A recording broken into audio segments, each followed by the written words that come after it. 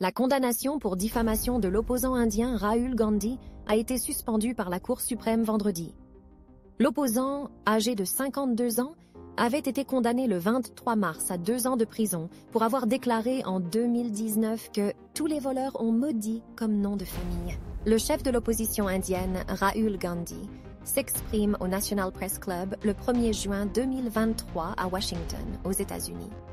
La Cour suprême de l'Inde a suspendu vendredi 4 août la condamnation à 2 ans de prison pour diffamation de Rahul Gandhi, une décision qui pourrait ouvrir la voie à un retour au Parlement de ce chef de l'opposition. Le juge du procès n'a pas donné de raison pour imposer la peine maximale, a déclaré le membre de la plus haute juridiction indienne B.R. Gavai, ajoutant que la décision de condamnation doit être suspendue en attendant un jugement final.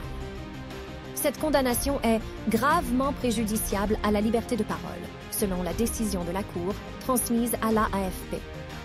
Rahul Gandhi avait saisi la Cour suprême mi-juillet après le rejet d'un précédent appel. 2 ans de prison pour diffamation envers Narendra Modi.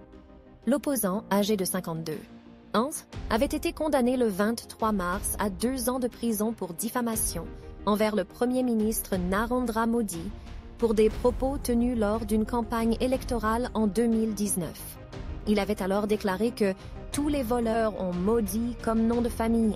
L'affaire dans l'État d'origine du Premier ministre, le Gujarat, est l'une des nombreuses visant ces dernières années Rahul Gandhi, qui est le principal adversaire de Narendra Modi et le chef de file du parti du Congrès, opposition.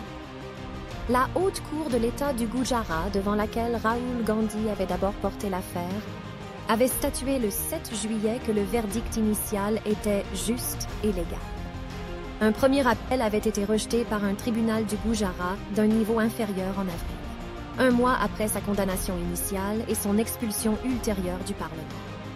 Dans son dossier d'appel, Rahul Gandhi soulignait que sa déclaration avait été faite dans le cours d'une activité politique démocratique, mais avait été prise pour un acte immoral justifiant la punition la plus sévère.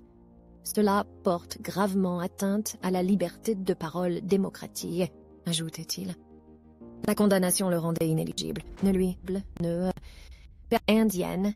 Il est le fils de Rajiv et Sonia Gandhi, petit-fils d'Indira Gandhi et arrière-petit-fils du dirigeant indépendantiste Jawaharlal Nehru, tous anciens premiers ministres.